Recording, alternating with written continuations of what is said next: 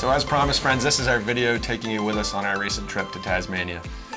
Norann and I were fortunate enough to go along with 16 young people from the Danthonia community on a school excursion to the Apple Isle.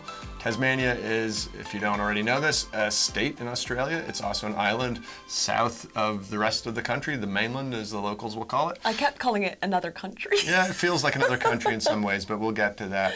And we left Danthonia at 12:30 at night to drive up to Brisbane to catch an A330 Jetstar flight out of the airport there, right all the way down to Hobart, about a 3-hour shot.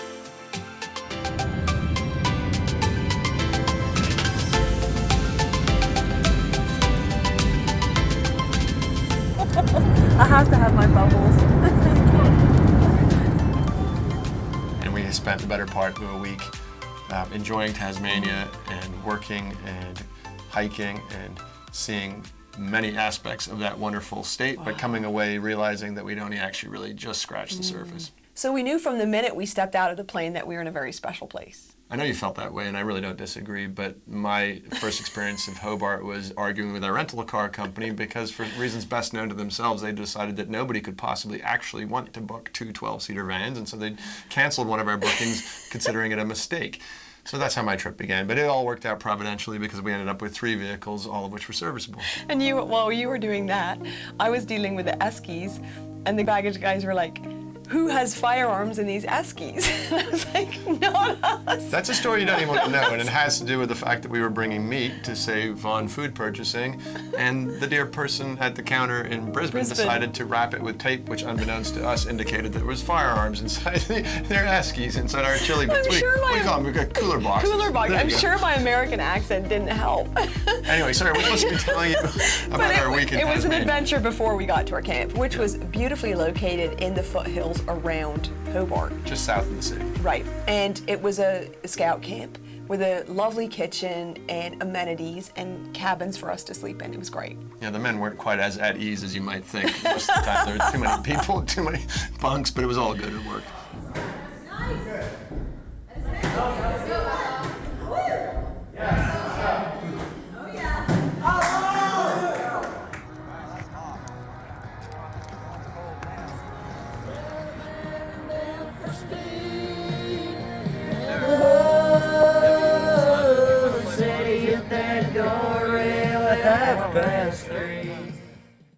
So on day one, we took a hike from near the summit to the top of Mt Wellington, which overlooks the city of Hobart. At least it overlooks it on days when there's not fog or sleet or snow at the top. The weather up there can be quite dramatic and can change rapidly. So it was fun for us. We hadn't been in a situation like that since our days hiking in the Adirondacks in our youth. Yeah, it reminded me of Mount Algonquin. And we saw people doing rock climbing and you name it. Well, not you name it. They were doing rock climbing. Yeah. The Hobartians tell us they look to Mt Wellington throughout the day just to kind of, it's their grounding sort of point. And we realized that... Hobartians? Yeah, is that okay? That's cool. I mean, it's like men like are Martian. from Mars, women are from Hobartians. But when we got to the top, we could look down and see through the shifting clouds all these different landscapes. It really did remind me of the Adirondacks because of the intense, it was heat and then cold and then sort of almost sleet. All right, so these things are bush tucker. It's a copper-leafed snowberry. They're edible. So this may not be a good idea, but we'll try.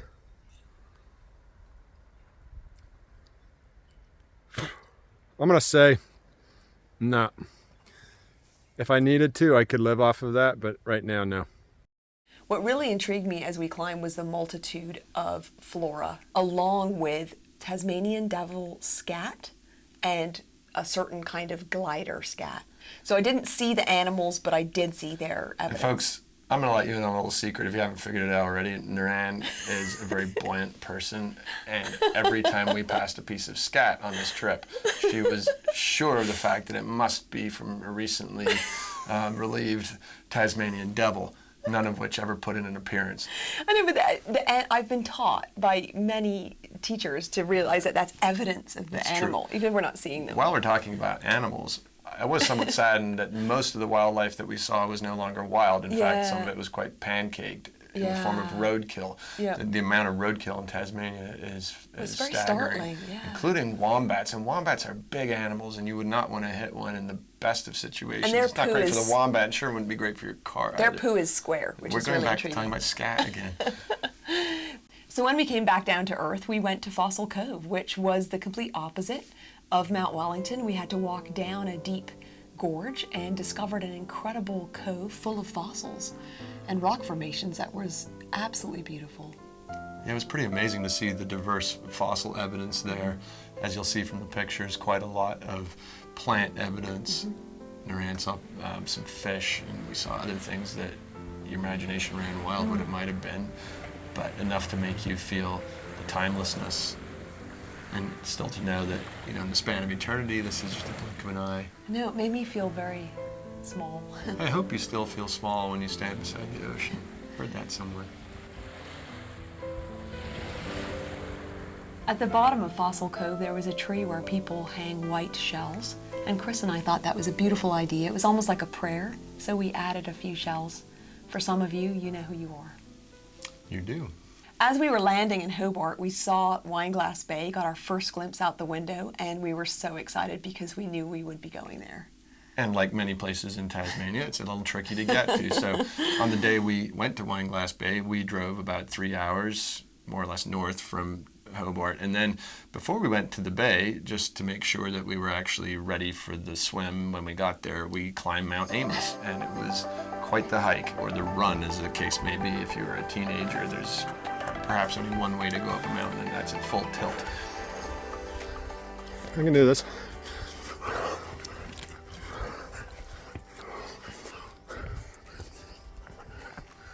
How you going? Close there. Pretty well.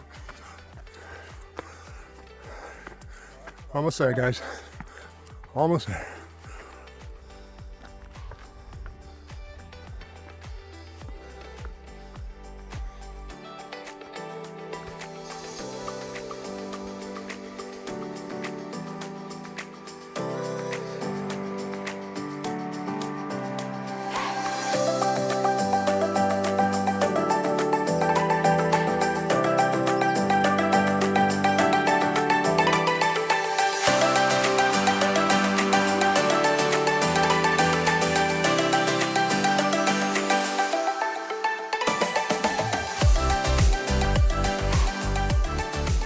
Massive and amazing view from the top, and we could see right down into Wineglass, so that spurred us to run back down the mountain and then hike up the steps, hike down the steps, and jump into the crystal clear but rather cold water of Wineglass Bay.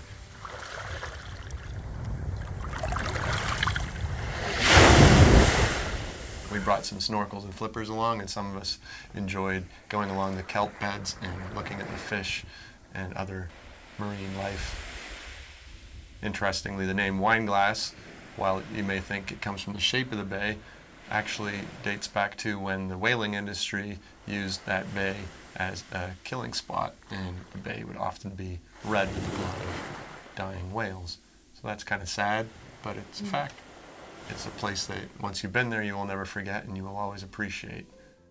Something Chris and I have really wanted to do for a long time is go to the Port Arthur Massacre Memorial.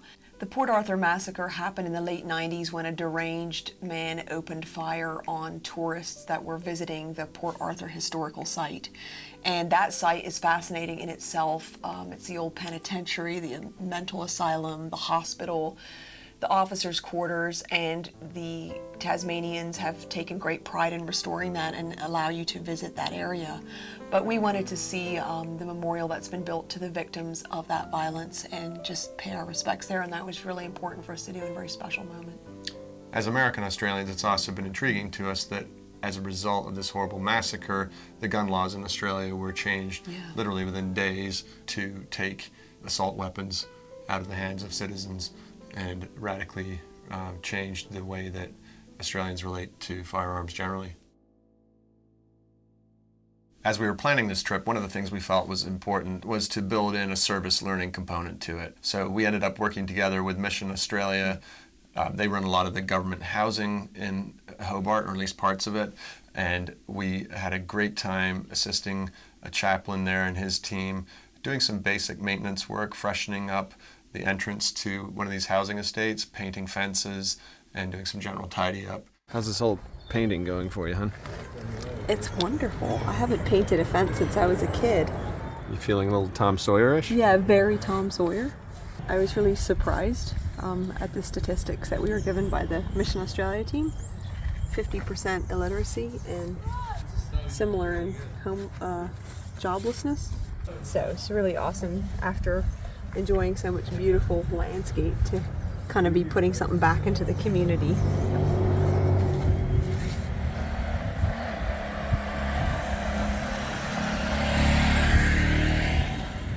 Why? Just why?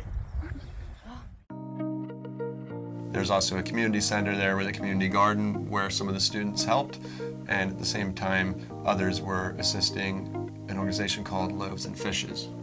I took my culinary club, which has previously helped me cater weddings and birthday parties locally, right into the kitchen of Bethlehem House, and that's one of the many homeless shelters in Hobart, and they house men of all ages who are in need of support and safety during vulnerable periods in their lives. The kitchen there is fully equipped, and they feed the people there really beautifully, and my team had a wonderful day of cooking lunch and prepping a couple of dinners for the week, and we had a lot of meaning hearing the stories and getting to know the history of the house and feeling more like we were giving back.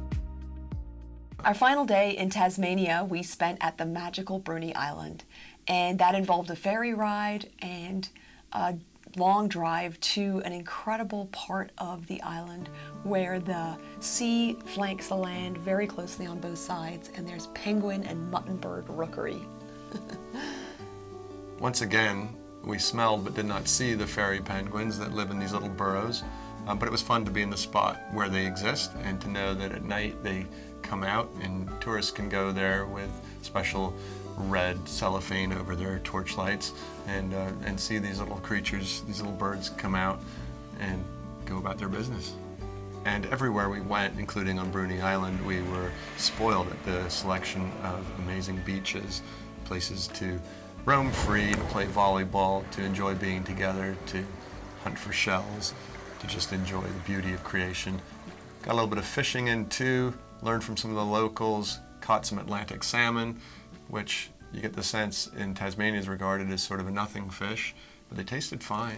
Got up early one morning with some of the students and went for a fish right near the main bridge at Hobart over the Derwent. I loved walking with the students through the marine pools that were on the edges of all the coves, and I saw blue, purple, orange, and yellow starfish. Never seen that type of starfish before.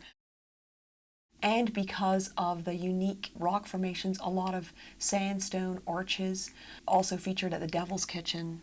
It is a very rugged land, and the beauty you see in the nature, truly spectacular to see this.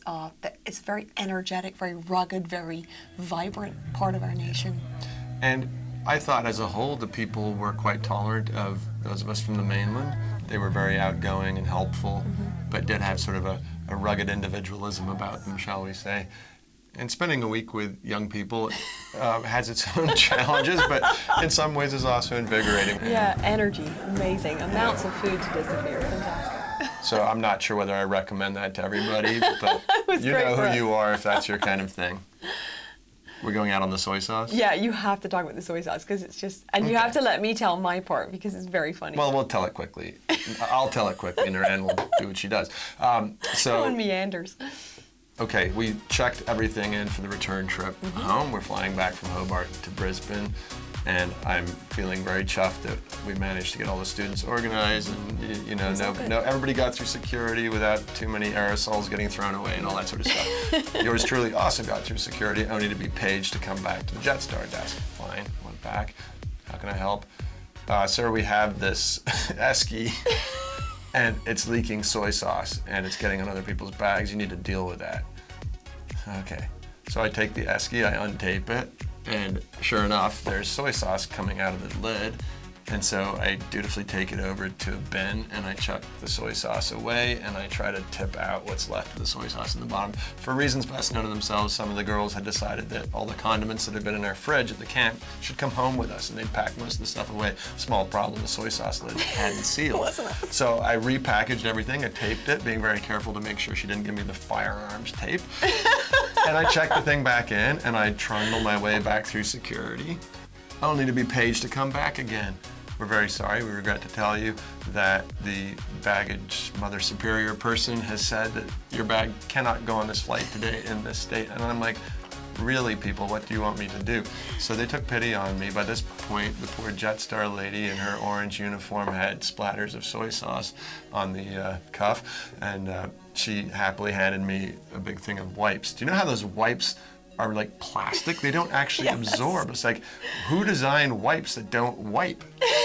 So I go over to the bin and I have to deal, and of course I'm being observed by like all these oldies, and they're sitting there having a great old laugh at the Yankee boy trying to deal with the soy sauce Esky. So I cleaned it up, and with 2 minutes to spare, managed to get it onto the flight.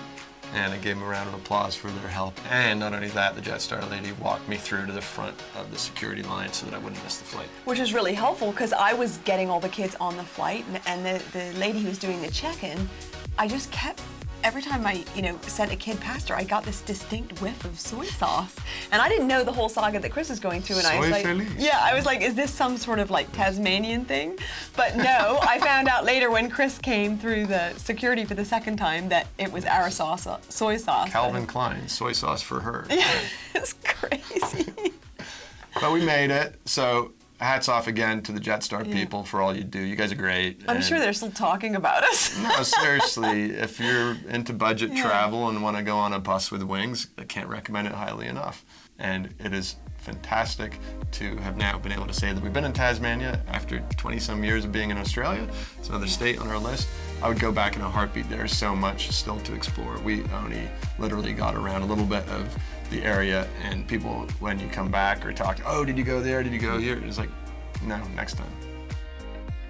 If you're wondering where to go on your next vacation or just want to go somewhere completely different, get yourself to Tasmania.